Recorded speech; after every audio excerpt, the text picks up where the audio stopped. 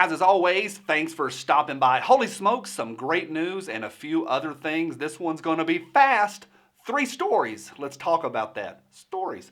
Today's video is brought to you once again by you Patriots. Every thumbs up really is a huge help. So if you agree with anything today, I really would appreciate a like or a share. Those really are a big help.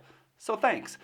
Okay, I spent several days and literally 12 hours today working on a review of the new FN 503. I think it's going to be live on Pew Pew Tactical on Tuesday.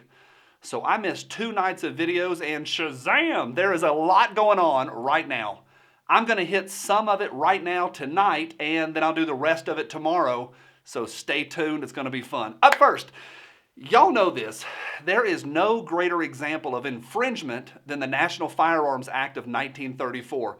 Over the years, there's been some attempts to roll it back in part or whole, but overall, we are being suppressed by a 1934 law. See what I did there? Now, the Hearing Protection Act did have a chance of going through, that's the HPA, back in 2017, but then the Las Vegas shooting happened, and that was that. Fast forward to this month, and we've got some positive news. Short version, suppressors take a year and $200 cash to get. Why? Nobody knows. I can't pronounce his last name, but Congressman Gregg from Florida has introduced H.R. 6126. It essentially gives the ATF 90 days to approve a suppressor stamp. If the ATF does not respond to your suppressor form within 90 days, the stamp is yours. I'll put a link down below to the bill, but my one comment is yes, yes, yes. I know it's still infringement, but I can live, at least for now, with a 90-day waiting period. Up next, we've talked about the California situation a bunch this week, including LA County Sheriff Alex Villanueva and LA Mayor Eric Garcetti and their closing of gun stores for literally 10 million people. Well, yesterday, everybody sued them. And by everybody, I mean everyone. The Second Amendment Foundation, the National Rifle Association, the California Gun Rights Foundation, and the Firearms Policy Coalition. Turns out gun stores are essential. My one comment, and you heard it here first, the NRA will try and take 100% of the credit, and they'll ask you for donations. All right, up next, I'm excited about this one. I know a lot of y'all don't care about YouTube infighting, and I don't really. Well, this one is good, and if you're in quarantine, it'll be worth 15 minutes of your time, and you might find a channel that you like.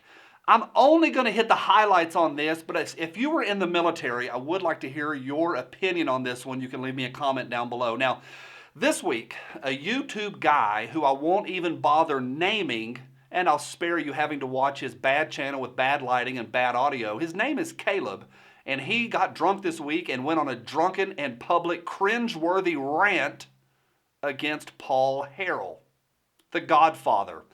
Now, if you don't know Paul HARRELL, I think you should.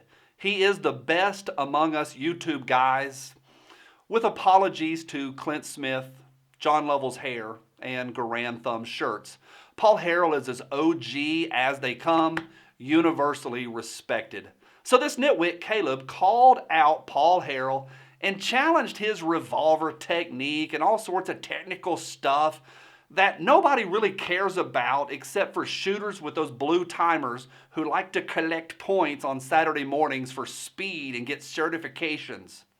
That's all fine. That's people's hobbies. But then he accused Paul HARRELL of stolen valor. Yep, and that's why we're talking about it. Stolen valor is no joke. This is not YouTube infighting. This is a big deal. Yesterday, Paul responded with verbal murder. 1 hour and 6 minutes of slow carpet bombing devastation that the U.S. has not seen since Sherman marched to the ocean. Now, again, it's a long video, but if you'll start at minute 58 and then go to the end, you'll enjoy yourself.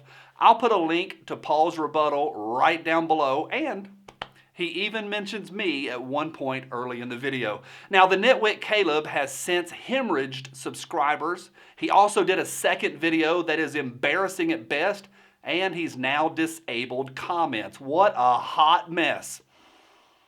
You know what this calls for? Yep, Drama Llama, go! Woo! Y'all gonna make me lose my mind. Up in here, up in here. Okay, I'll be back tomorrow with some more Second Amendment news. I really do appreciate all of y'all stopping by. I'm Johnny from my cold, dead hands. Bye.